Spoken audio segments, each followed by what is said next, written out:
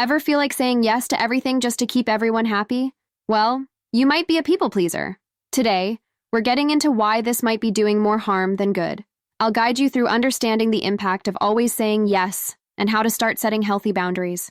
Plus, we've got a bonus tip at the end which offers a fresh perspective on balancing your needs with those of others. Ready to shake things up? Let's get right to it. 1. The compulsion to please. So, you might be wondering why some of us can't help but say yes to everything. It's like we're wired to want everyone around us to be happy, even if it means putting our own needs on the back burner. But let's break it down a bit. Often, this urge comes from a deep-seated desire to be liked or to avoid conflict. No one loves being the bad guy, right? But here's the thing. Constantly being the yes person can actually make you lose touch with what you really want or need. It's like playing a role. You start to forget where the character ends and the real you begins. And guess what?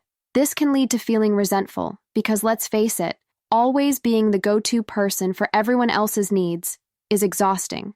Think about it. When was the last time you said no to something you really didn't want to do? If you're scratching your head trying to remember, then chances are you're stuck in the people-pleasing trap. But don't worry. Recognizing this is the first step to breaking free. It's all about finding that sweet spot where you can still be kind and helpful, but not at the expense of your own happiness. Trust me, it's possible. And it doesn't make you selfish or mean. It makes you human. So let's start putting ourselves back on the priority list, shall we? It's about time. 2. The impact on relationships. So you're always saying yes, right?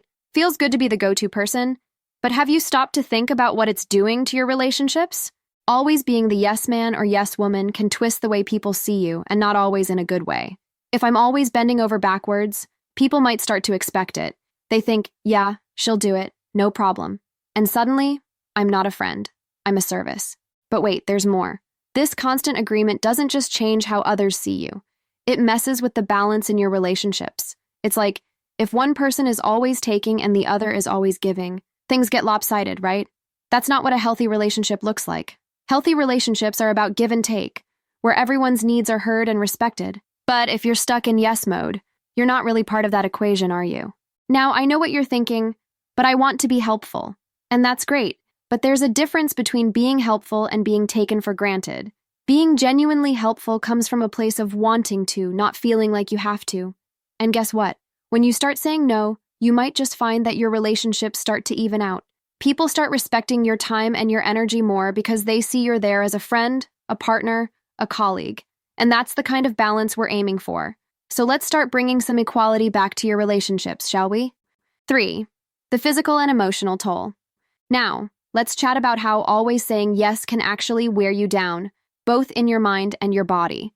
You ever feel like you're running on empty, but keep pushing yourself to say yes because, well, you feel like you have to? When you're always on, always available, and always nodding along, it starts to drain you. Think about it like a phone battery that's constantly used but never really charged. Eventually, it's going to shut down. That's your body telling you, hey, I need a break. But if you keep ignoring those signals, keep pushing those needs aside, it can lead to burnout, stress, and even health issues. Nobody wants that. And it's not just physical. Saying yes all the time can mess with your head too. It can make you feel like you're not in control of your own life, like you're just going through the motions to please others. That takes a toll on your self-esteem and happiness. You start to wonder, what about what I want? And that's a really important question to ask.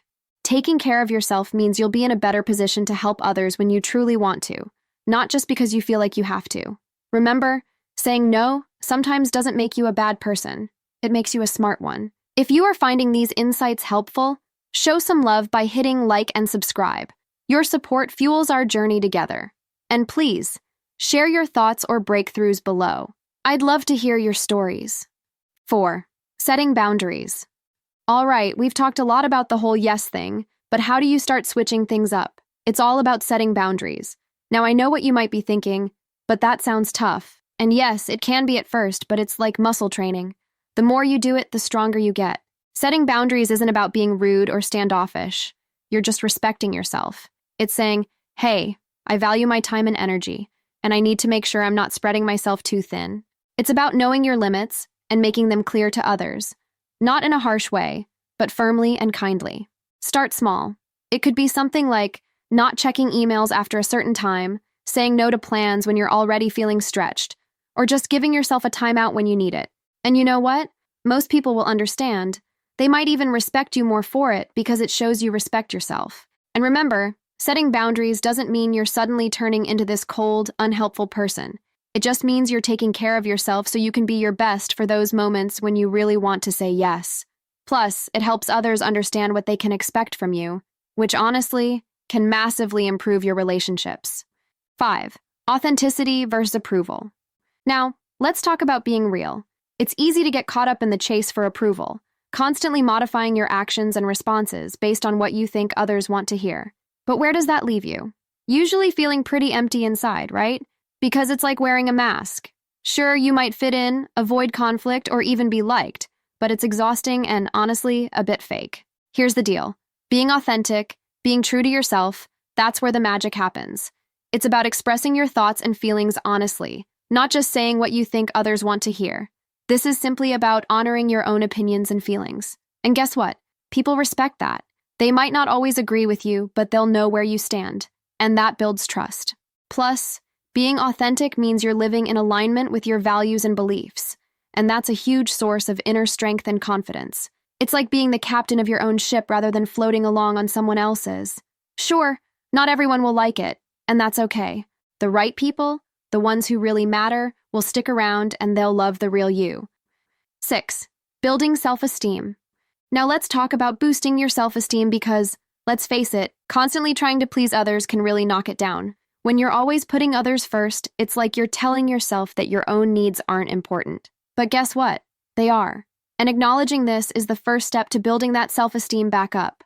Think about the things that make you feel good about yourself. Maybe it's when you achieve something you've worked hard for, or when you stand up for what you believe in.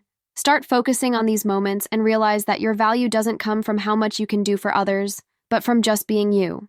Also, try something new that you've been wanting to do, just for yourself. It could be a hobby, learning a new skill, or just setting aside time for self-reflection.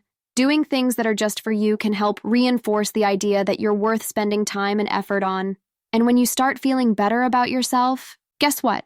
You start making decisions that are better for your well-being, including saying no when you need to. Self-esteem isn't built overnight, but each step you take towards recognizing your own worth is a brick in the foundation of a healthier, happier you. It's about changing the narrative from, I have to be everything for everyone, to, I am enough as I am. So let's start celebrating you, your needs, and your desires. Because when you believe in yourself, you set the stage for a life where you're not just surviving, but thriving. Here comes the bonus tip I promised. Embrace assertiveness. This isn't about becoming pushy or aggressive. Nope, it's about finding your voice and using it. Being assertive means being clear about what you need and want while respecting others. It's like hitting that sweet spot where you're honest without stepping on toes. So, how do you start?